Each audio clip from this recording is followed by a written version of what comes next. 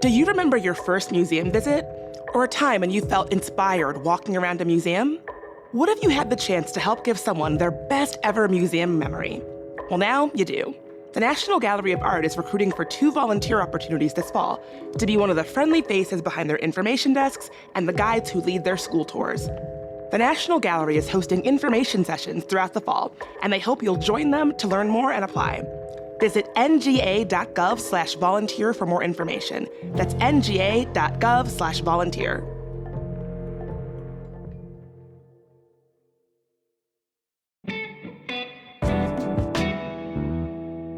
Today on CityCast DC, everyone loves a good party, but not everyone wants that party vibe right outside of their home. Some Shaw residents say the neighborhood has enough party spots already, and they want a 3-year moratorium on new bars or nightclubs on 9th Street between T Street and U Street. NBC reporter Mark Segraves talked to business owners and residents about what they want for the area.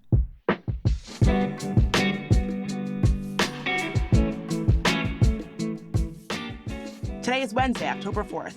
I'm Bridget Todd, and here's what DC is talking about.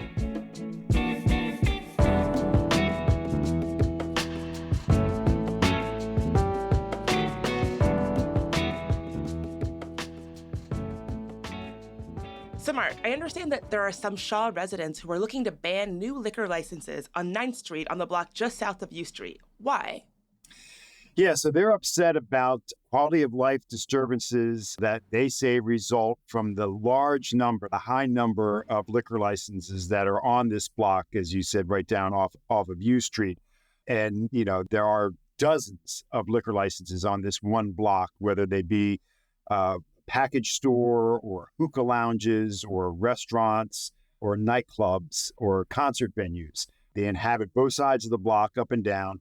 And if you go down there, particularly on a Friday or Saturday night, when the weather is nice, it's like Mardi Gras a lot of times. And so all the things that result, whether it be traffic congestion, loud noise, public urination, fights, violence, robberies, they attribute all of this or much of this bad behavior to the people coming in enjoying the nightlife on this block.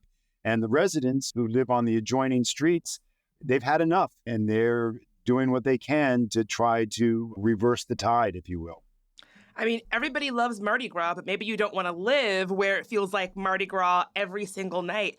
Tell me, is there an actual link between the liquor licenses and the establishments that have liquor licenses and an uptick in crime? That's a really difficult thing to say. Clearly, the high number of liquor licenses there and in the adjoining U Street corridor attract people, right? And if you have areas where you have large numbers of people, particularly consuming alcohol at late hours of the evening, crime is going to increase. I mean, there's a direct correlation there. Without a doubt. Now, what we haven't seen is, what we saw recently in a club in another part of town where somebody was shot and killed, and then the acting chief of police exercised her authority to shut that venue down, and that venue has since had its liquor license revoked.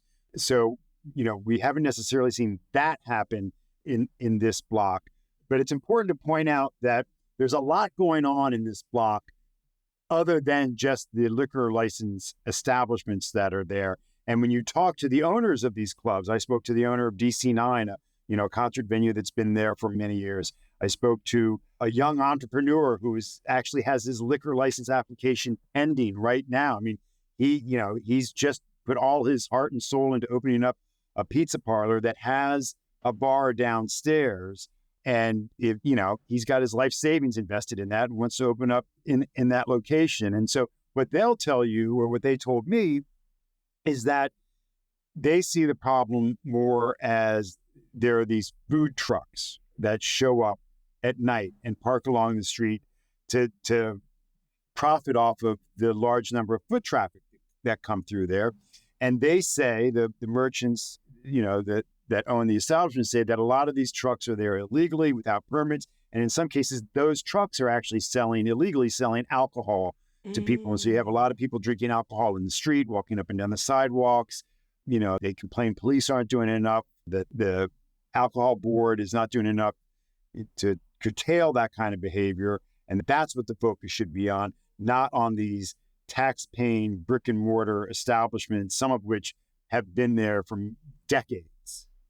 Do the residents, are they only interested in the city not issuing more liquor licenses, or are they trying to also revoke establishments that, those brick and mortar establishments that already have their licenses? Like, what are they looking for? Yeah, they haven't tried that. If the moratorium is successful, it would not allow new liquor licenses to go into effect. And it would also speak to transferring liquor licenses. Or now, what one club owner told me is that, look, if it goes into effect, it makes his liquor license so much more valuable because it's a limited commodity, right? And so, but he still doesn't want it because they don't like that precedent of setting, there aren't very many places in DC. There are 3 neighborhoods now. There were 4 neighborhoods that had moratoriums on liquor licenses. West DuPont, and their moratorium just expired in the past couple of months. Adams Morgan has one that has been in effect since 2000. So for 23 years, Adams Morgan has had one, and that is set to expire in December of this year. It could get extended, but right now it's set to expire. Glover Park and Langdon Park is in Northeast, they also have moratoriums on liquor license. So this is just one tool in the tool belt that's actually very accessible to neighbors. Neighbors can't control how police deploy officers. They can't control how a regulatory agency would deploy their inspectors, but they can avail themselves of this process of getting a petition together, going before the alcohol board and saying enough is enough, at least put a cap so we won't have any more coming in and it won't get any worse than it already is. And the other thing that doing that when the community does it, is it kind of fires a shot across the bow, right? It puts the establishments on notice. It puts the city on notice that they're organized, they're serious, and they won't be ignored. To coin a phrase from an old movie. So it's one of the few things that they can do. The other thing that community members have been able to do for years is working with their advisory neighborhood commissions, who can get concessions from liquor establishments when they go to have their liquor license renewed. And often they'll make these covenants, whether it be about noise or live music or, regulating the hours for that, or any other types of concessions the neighbors might want to get from them. But that is really as much as neighbors can do without actually going out there, and strapping themselves to a lamppost and picketing and trying to block entrances, which I haven't seen these neighbors, want to take that extreme step. But, this is a classic example of citizens availing themselves of the process that is available to them and trying to make an impact on their community.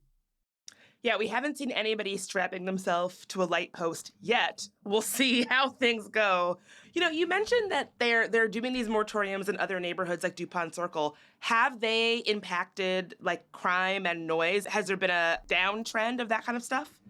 I haven't looked specifically at these neighborhoods and those numbers, but I will tell you, if you go to Adams Morgan on a summer Friday or Saturday night, you are going to find a lot of people and a lot of them in the streets. And, in Adams Morgan, you still have the streeteries from COVID, where you have, part of the lanes blocked off so people can, sit in the curb lane, and restaurants can have places there. And, again, back to Adams Morgan, there are places that don't serve liquor that are open even later than the bars. I'm thinking of, the giant slice stores, right? That attracts a lot of people. They know the bars close at 1 or 2 in the morning. They can go there, and get their munchies on with the giant slice. And so you're still seeing large crowds.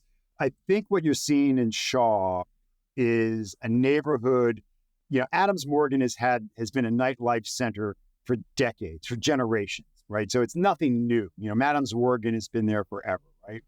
And so I think what you're seeing in this U Street neighborhood is a combination of a proliferation of liquor license establishments opening up because it's a growing neighborhood, right, that has more, and then you have more people coming in, more families, more young families. I know a lot of people will use the word gentrification, when they see this kind of movement happening. So you have a lot of young families moving into these neighborhoods, want to make a great quality of life for themselves and their kids, and they want to be safe. And at the same time, you see a lot of businesses coming in to kind of profit and serve those neighborhoods where they're seeing more and more people with more and more disposable income. The problem that you have is that a lot of people are being attracted from outside the neighborhood that are coming in, not just for that block, but for that whole U Street corridor adjacent to this one particular block. And so this neighborhood, this block in question, kind of sits, for them in an unfortunate spot. They've got a nice little neighborhood, during the day that at night turns to a very vibrant nightlife section. And that nightlife section corridor is expanding beyond just U Street and onto the side streets and into the neighborhoods. And that's where you're kind of seeing the conflict here.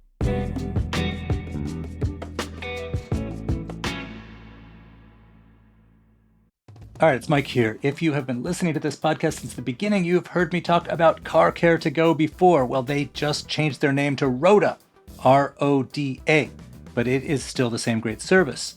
It's made exactly for folks like me who forget about an oil change until the blinking light reminds them, and then forget about it again after I go to the local garage and find out that they're busy. Roda simplifies all that. You make an appointment, they pick up your ride, and they bring it back a few hours later with the oil change, the wipers replaced, or any of the other hundreds of services they offer completed. I got a freebie the first time, but the price is pretty good even without it.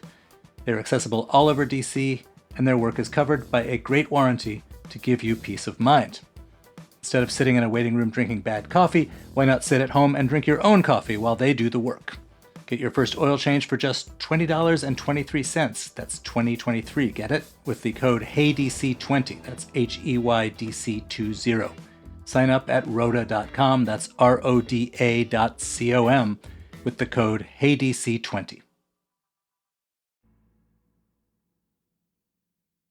So let's go back to Shaw for a moment. In Shaw, are all the residents in the area supporting this? Like, who is the group that's come up with the petition around this? So, it is a neighborhood group. I couldn't find any neighbors who were against it. And as a matter of fact, after my story here, and I heard from a lot more neighbors who were thrilled that I did the story and put some focus on it. So it really seems to me to be, neighbors versus merchants. Now, I'm sure there are probably some neighbors in there who are happy to have this. They understand. I mean, some of the owners of the businesses are neighbors themselves. I mean, the pizza guy that I talked to, he lives in the neighborhood. So he is both a resident and a business owner. And so it's easy to understand why people wouldn't want this activity going on a block from their house. But I think I know what some of the merchants will say is like, well, the nightlife area has been here longer than a lot of these people have lived in, right? And, it's just around the corner. Everybody remembers I'm going to forget the name of the business that sells the cell phones, but had the go-go music blasting right around the corner. Neighbors were furious about this. Well, the reality is that guy had been on that corner for 100 years, right? And he'd been blasting go-go music out. And it was one of the only places you could go and buy CDs and get go-go music.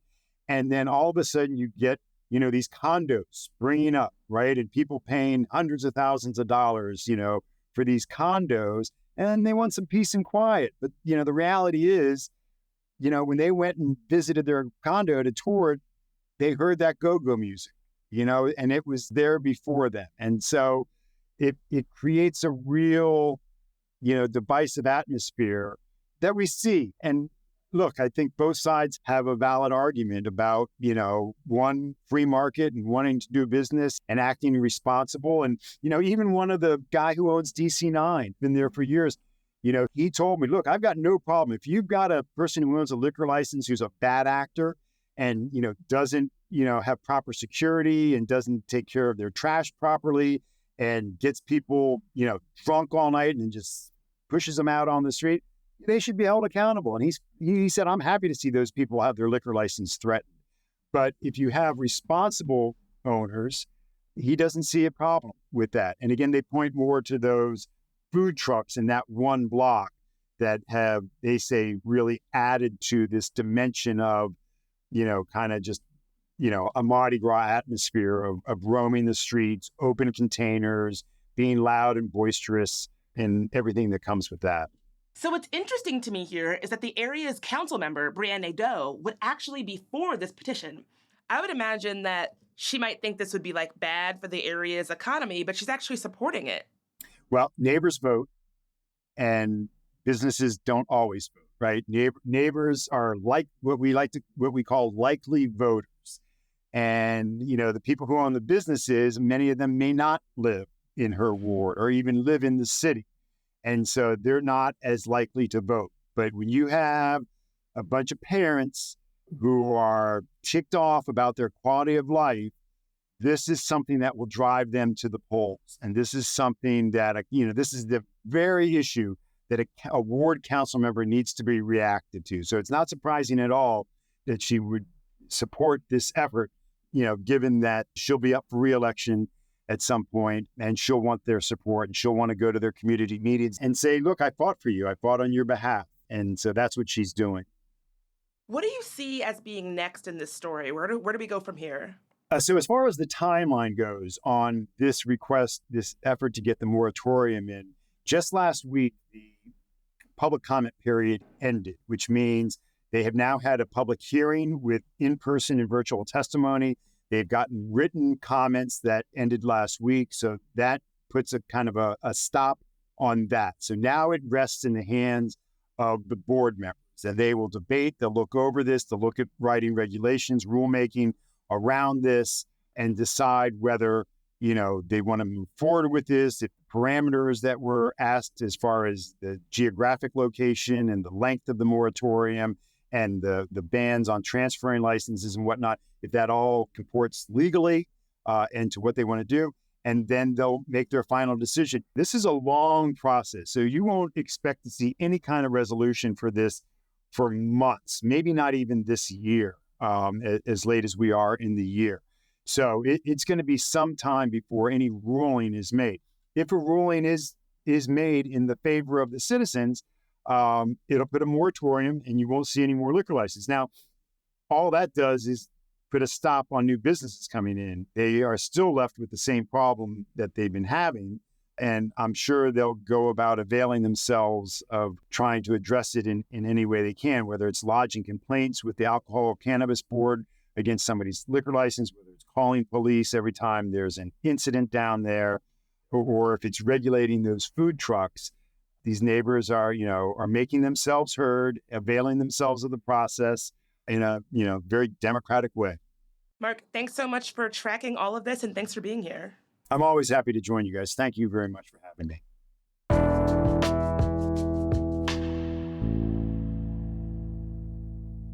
Before you go, lead producer Priyanka Tilve is here with some quick news. Around 180 pharmacists and eye doctors in the DMV are striking, alongside 75,000 of their Kaiser Permanente colleagues across the nation. It's the largest strike by healthcare workers in years. The workers are protesting conditions that they say are stretching staff way too thin to serve patients well. Meanwhile, in other labor news, a large group of office building custodians marched through downtown on Monday. They were calling for higher wages and better benefits in their new union contract. The current contract expires on October 15th.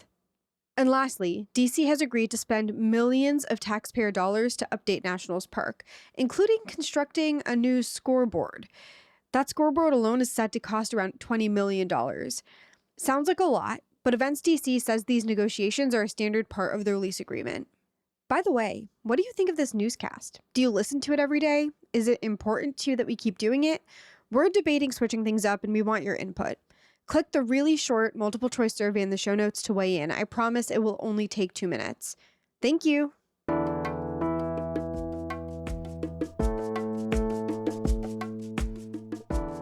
That's all for today here on CityCast DC. If you enjoyed the show, why not tell a friend who lives or parties in Shaw? We'll be back tomorrow morning with even more news from around the city. Talk to you then.